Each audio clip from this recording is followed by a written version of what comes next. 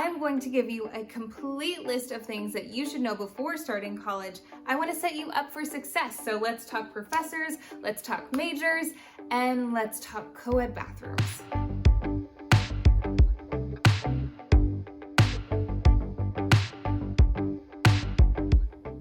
Professors, a pivotal conversation. I put this as number one on my list of advice because it's so important, and if you don't watch anything else after this, I'm thankful that you at least listened in on this piece of advice because this is crucial. From the start of your college career, you need to start building a relationship with your professors. Specifically, if you know what your major is, the professors that are in your field of study, because you're gonna see them all throughout your career at college. Building a relationship with your professors is so important because these are the people that are going to be your literal stepping stones into networking and connections when it comes to landing your first postgraduate job. How does one go about starting to build a really good relationship with their professors? Be a good student, show up to class on time, because when you're in college, it's another ballgame. Professors don't care too much about whether you're there or not. That's on you. So show up to class on time, make sure that you have your work turned in on time, participate in class, be a voice that stands out among the rest. Or you know what, you don't even need to stand out, just participate every so often, because that goes a long way. And I'm not saying that you need to be a teacher's pet or kiss anybody's booty. Just try to go the extra quarter mile or even the extra full mile when it comes to having a good relationship with those who are teaching you. So for example, for me, at the end of every semester, I would write a thank you letter to my professors. I would thank them for the class. I would tell them what my favorite parts were and what I would take away, just so that they knew I really cared. Go to after hours with your professors, whether you need it or not, just so you can check in and you can be that face. Some of you may be going to schools where it's 150 plus students in one class. It's kind of hard to stand out. So be that person that's always there. Get in their view, not annoyingly though, so that they know, hey, this student, I really like them. Oh, guess what? A job has popped up and I think you'd be really great for it. You're gonna have the ins on things that other students don't, simply because you have that connection with your professor. So I can't stress that enough. Get grooving with the teach. And then also, this is just a fun challenge for you. As you go through your classes, when a big project is gonna come up or a big paper is gonna come up, your professors are going to have what I call the Hall of Fame examples of those projects. So you're going to see past students' work. Why? Because it was shining bright like a diamond when they did it, so bright in fact that the professor decided to keep it around. So make it a goal to have one of your projects or papers be so brilliantly executed so that you are in that Hall of Fame of examples for students to come. I remember the one time that I got that, it was a project about this book in my math class, and I wrote a song about it, and guess whose song is still there as an example? Mine. Thank you, Professor Weathers. I might play it for you. I might play a little bit right here. Maybe? Am I playing it? Is that too much? Maybe I'm not even playing it. Okay, I'm gonna stop it. I'm gonna stop it at this point. Anyways, so that's what I have for you on that topic.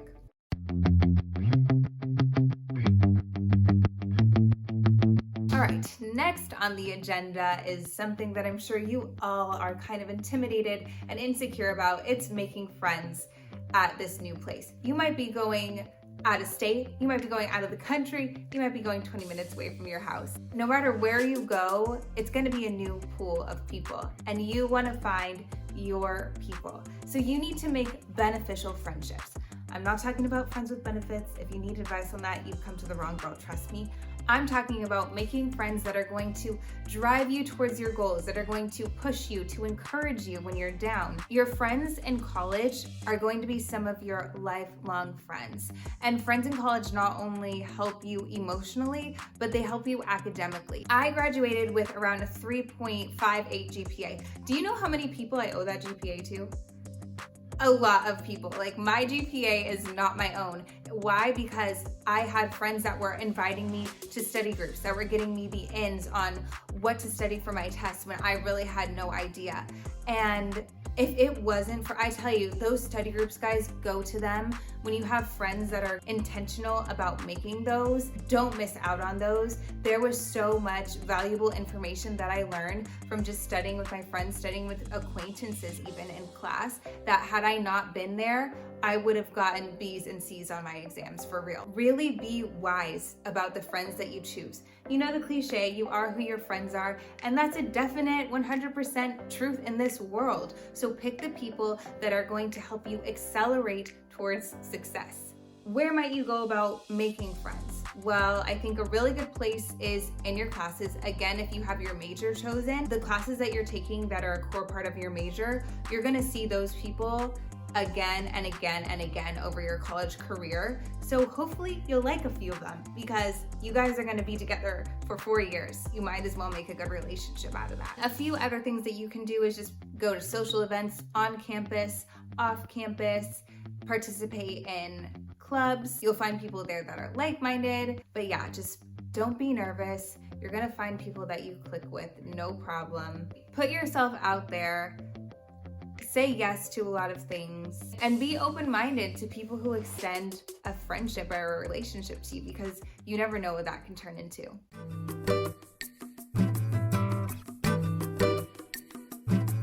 It is so hard to juggle all of the things that a college student has to juggle, but you must find that balance of having a really fun social life, but a really sturdy academic life.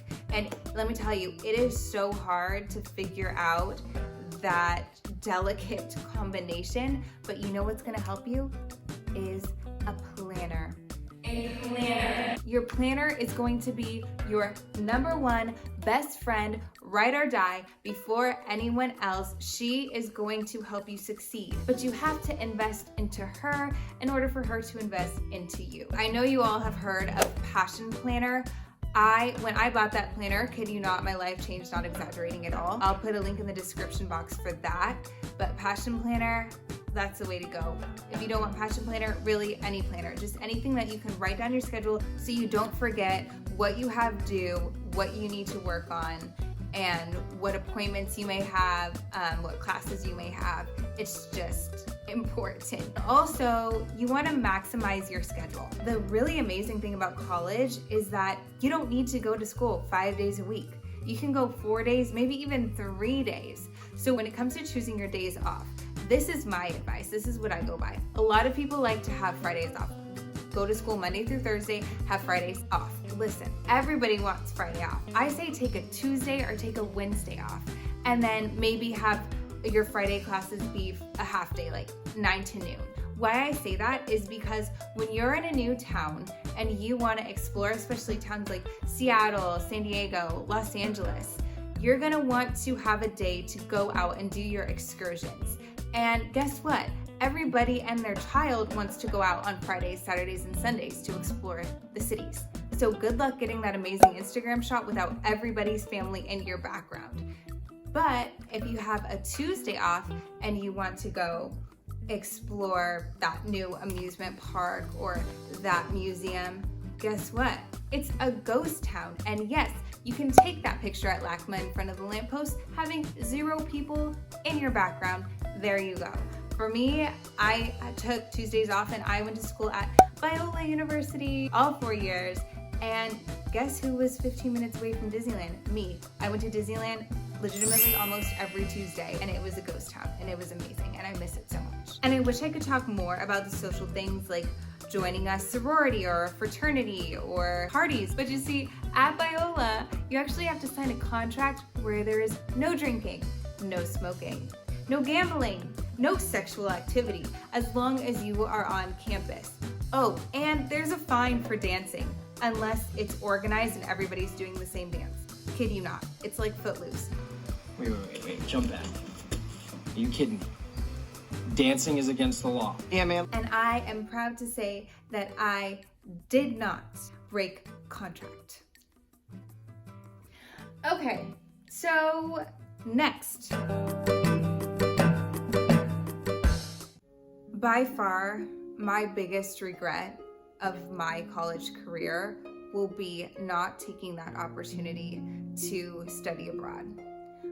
Just looking at the photos of all of my friends who were in Ireland, in Puerto Rico, in Germany, and seeing how much fun they had, it's really, really painful for me to think about.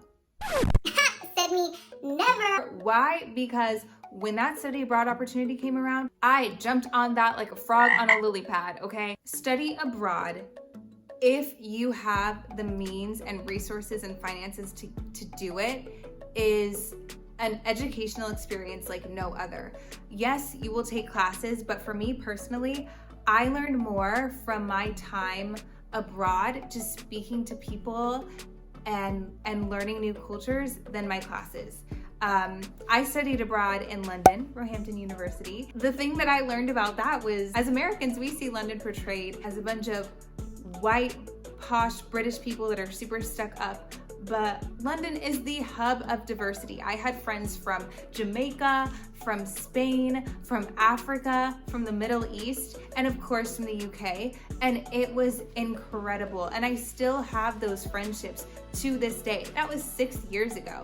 So that's the other cool thing, is when you study abroad, you're definitely gonna meet amazing people, make amazing relationships, and now you'll have a place to go anytime you wanna go back to those places that you went to, because you've made relationships there. And the cool thing is, a lot of the time when you study abroad, the schools that you go to in the different countries, they might start later than your school does. That happened in my case. So because Biola started in August, but Roehampton didn't start till September, I took a month from August to the start of Roehampton, and I backpacked. I went to Germany, Austria, Italy, Spain, the Czech Republic, and it was incredible. And then of course, while I was in London, I took a weekend trip and spent 4 amazing days in Paris. That's actually like my first YouTube video, I think, or my second. It's really embarrassing. But that was from that time. It was an experience that I will never forget. One of the happiest times of my life, truly. And I hope that you take that opportunity. And I know some of you may not be fortunate enough. You may be thinking, Katrina, like literally that's cute for you, but I don't have the means. Well, honey, I'm telling you, go watch those inspirational videos. You've got to make that happen for yourself. And the other thing about studying abroad is that for my school, what I was paying in room and board at Biola, that transferred over to Roehampton. So it was really the same amount for the semester. However, of course, if you want to do excursions and go to different countries while you're in another country, then that's where the cost is going to come. The cost of the flight, and then also meal plans. So you may have a meal plan at your school, but that may not apply when you study abroad. So really what you're going to be paying extra for is any extra travel you want to do, food, and souvenirs, of course.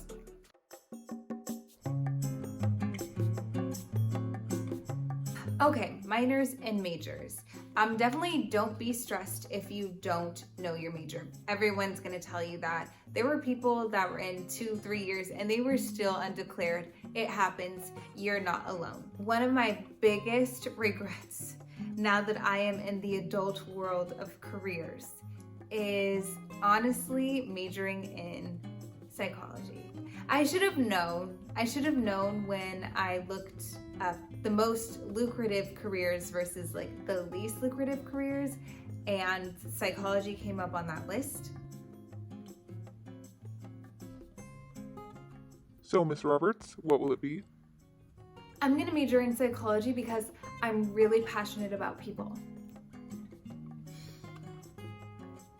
If I could do it all again, anything but psychology. But you know what? No, I can't. I really can't. I wouldn't take back like what I learned through majoring in that. However, if you are going to major in something that you are passionate about and you really care about it, and you know that you may not make that much money, but you just love the field so much that you have to go for it and follow your heart, please minor in business. Please minor in business, because what happens is when you get out of college and you're trying to find those good jobs, a lot of them you'll be surprised to find require some kind of business knowledge. So that is my biggest regret. Definitely minor in business if you don't already have a minor. And then what happens is, say your major is engineering, or your major is journalism, then in order to have something be considered as a minor, it's just that you have to have a certain amount of credits towards that field. So it's really easy, it's smooth, it's no big deal. Of course, in the school that I went to, we were all required to minor in Bible. So I have a minor in Bible, and I didn't even feel like it was happening. It flowed so effortlessly. And I know passion and following your heart is so important, but you gotta be smart about it, and you gotta be realistic and a little bit calculated about it, because you're gonna get out into the real world and you're gonna have to hustle and promote yourself like nobody ever has before. And in my case, I got my bachelor's degree in psychology, and I went to grad school, thought I was gonna do it, and I was like, nope, forget about this. I want to pursue music full time. And here I am working at an ABA company, because that is literally the best job that you can get with just a bachelor's in psychology. I'm grateful for it, I truly am. But it's like, dang, I could have majored in business and had some kind of thing going on for myself where I was still involving people in it and come up with some beautiful life-changing company or product to help people. But here I am, because I majored in psychology, jobs in the field of business are like, who are you? You're no one. You don't know what you're doing. So, I don't know. I feel like I could have been more successful had I majored in business. Even though I didn't love it, here's the thing, kids.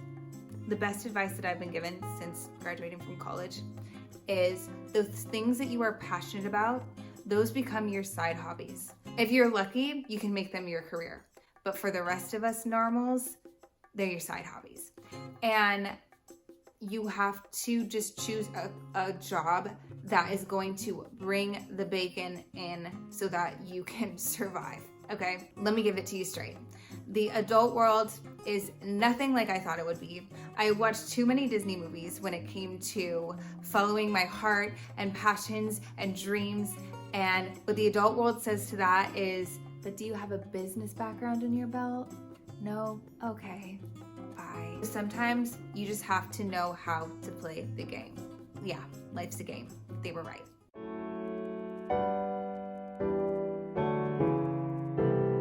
Financial planning. It was my junior year, actually, while I was studying abroad, where my friend Cassandra told me about this app called Pocket Expense. I wish I had known about it sooner. Let me go ahead and show you the app. So you're going to go to the App Store, look up Pocket Expense, and a little app should pop up with 2 arrows. That is your gal. Go ahead and download that. It's going to first take you to make an account.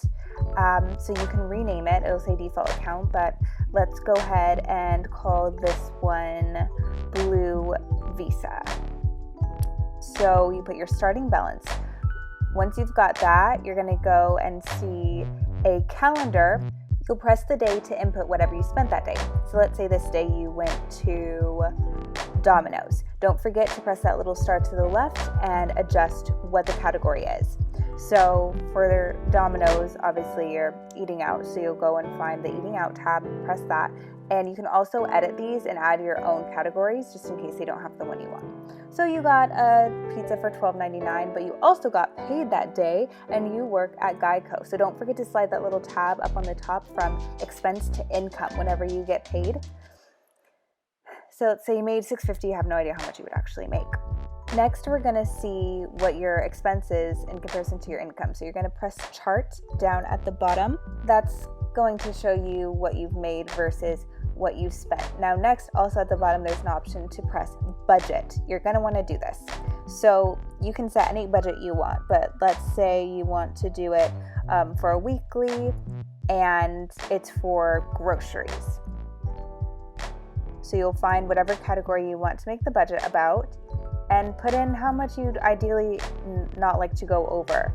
So for groceries, you could put something like $50. So next, what's going to happen is, let's say you go to Trader Joe's and you spend around, I don't know, maybe $37 because Trader Joe's is so nice and cheap.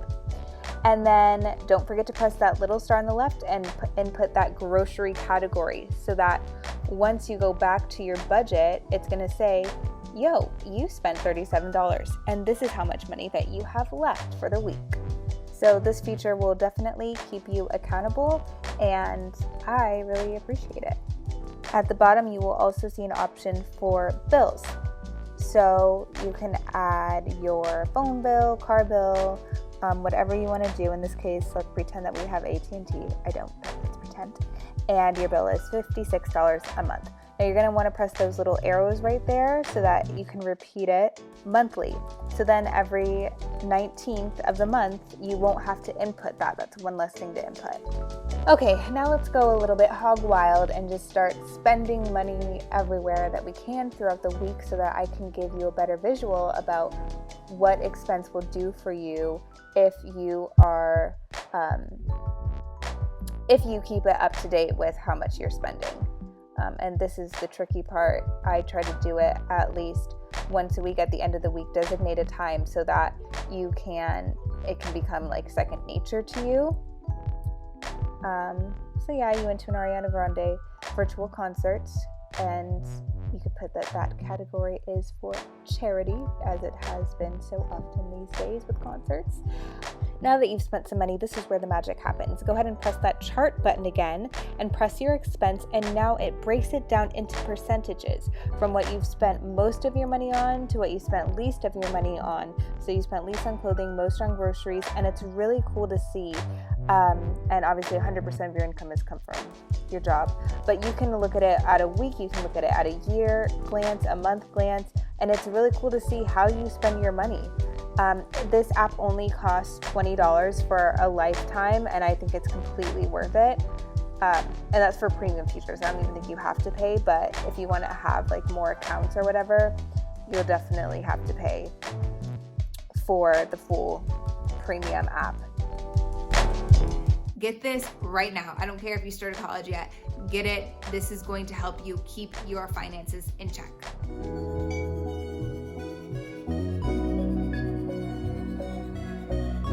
You will most likely be having a roommate in college. Unless you're like me, where I ended up with a whole semester without a roommate. That was bliss, but not likely. My take on roommates: don't room with your best friends. It can get sticky, okay? And I highly advise against it. Room next to your best friends, across from your best friends. Don't room with your best friends, because a lot of the time that can put a wedge in your relationship. It happens, trust me. You're still gonna do it. Oh, I know you're still gonna do it. Go ahead, do it. And then you're gonna come back and be like, you were right. Yeah, go ahead and learn the lesson the hard way. You don't need to be best friends with your roommate. I know there's a lot of people that really had a hard time connecting with their roommate, and that actually put a damper on parts of their college experiences. And then there are people that their roommate was someone they would have never spoken to, and they had a great time, and they had a healthy relationship. There's a whole spectrum of a roommate experience, so just be open. They give you this roommate survey that I think is extremely questionable, because I had been matched up with a few roommates where I was like, didn't I put that I'm allergic to mushrooms on my survey, and then my roommate's waking up at 6 a.m. cooking mushrooms and I can't breathe? I swear, I don't know, they seem pointless. Don't be discouraged if you and your roommate don't connect. It's fine to just keep it business. And also a big thing is just keep clean. I know a lot of us are not very organized and we're pretty messy, but I can't tell you how many people that I heard about having so much tension with their roommates because they weren't cleaning the dishes, they were leaving the floor a mess, leaving hair in the shower. Ugh, don't do it. That's disgusting. You really gotta level up on your organization skills and just push yourself to keep a clean space. A clean space keeps everybody happy. And then dorm life. You definitely have to live in the dorms at least for 1 year or two, just to get that experience. There are fun dorm parties, but the one that stands out to me is the masquerade that one of the dorms threw. At the school that I went to, I didn't have the pleasure of having to deal with co-ed bathrooms. Women had to stick to their side and men had to stick to their side. So when it comes to co-ed bathrooms, I really don't know how to deal with that. I guess like, make sure you're covered up.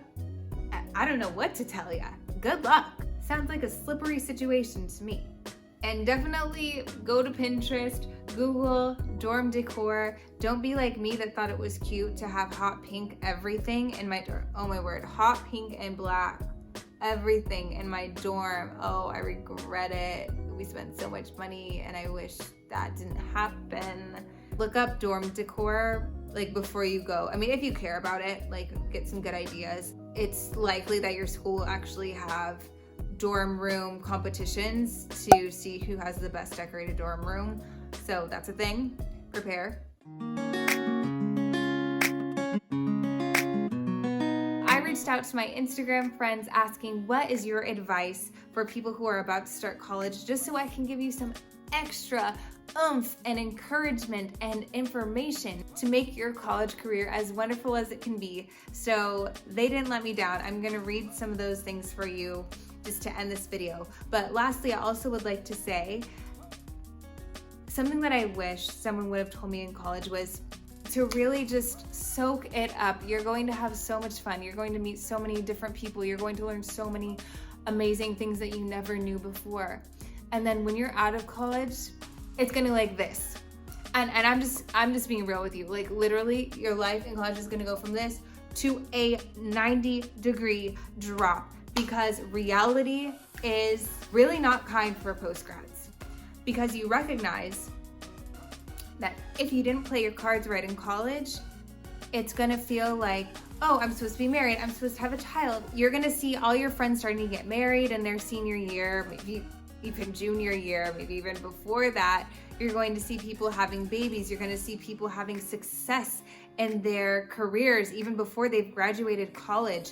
And let me tell you, that is the exception, not the rule. What the rule is that you're going to be a 22-year-old that has no idea what to do for work, no idea what to do for your living situation. You don't want to go back with your parents, but you don't want to have a roommate experience again. But you don't have enough money to live on your own because this job won't hire you because they need this from you. And this job won't hire you because they want 3 years of experience. And that's just the reality. So be kind to yourself and know that that's your reality. Not the, oh, I've got my kid, I've got my husband or wife, I've got my amazing job. That is not going to be your reality, child. Let me tell you, like, listen, that is not how it works at the end. But while you're through it, take this advice that I've given you, and that is going to set you up to handle the reality thing much better. So let's get to that advice that I told you about that my friends were so kind as to give me to give you. Sorry, I added some stickers that I got from Evermine. Okay, Kate Faye says, go into it ready for a fresh start. Also, don't worry if you change your major 10 times. True. Audrey Nichols says, go to class. You will never watch those podcasts, I promise. And if you have a disability, mental illness, get in touch with Disability Services ASAP. That is very important. Alexandra Steggles, one of the friends that I met abroad, says, if you live at home or with a partner for any part of it, you'll miss out. Live with friends. You are not too good for community college. That's true. Don't stress about getting into a university or an Ivy League. Use whatever means necessary, and there are plenty of success stories from community college. Don't be ashamed. It's okay to cry. Also, get a BevMo membership. Stay away from parties and become friends with people who share the same goals. Yes, please. Live on campus. Join some kind of organization, group, club on campus. It's okay to eat at the caf alone. The caf is the cafeteria at the school that we went to. So if you have a cafeteria at your place, don't sweat eating alone. Plug in your headphones, do something productive, read a BuzzFeed article. I don't know. It's totally fine to eat alone. Keep your notes and books from your favorite classes, definitely. Major in something useful. C's get degrees. Don't try to find a boyfriend or girlfriend. Highlighting that one. Invest in your friendships even after graduation. Be open to hearing new perspectives and get ready for all your ideas to change. 100%. My advice is start a rapport with your professors. It can really help with opportunities for jobs and internships, definitely. Live in the moment. Network with teachers. Be a student and only a student if you can. Go to community college for a GE. Try any classes that catch your attention. Make friends. You can have fun and succeed. Just organize and prioritize. John C. Chandler simply says, think about it. Don't ditch class with your high school friends. Actually go to class, study as hard as you can, but don't forget to have fun too. This may be random, but eat a healthy meal before class and always have cold water. Oh, that's true. Invest in that hydro flask. Invest in that Yeti. Always have your water bottle with you and make sure that you are full so that you can stay focused. So that is all I have for you today. I hope that you got something from this video. And if you did, please comment your favorite piece of advice that you will be using. You got this, grad, and my heart really goes out to the class of 2020. You did not have that normal experience that everyone got, and Lord knows there's really no way to make it up to you. But I do hope that you've been able to take advantage of some kind of virtual graduation, virtual prom, and you will get the good things that are coming for you. So I can only hope that you have an amazing first year of college.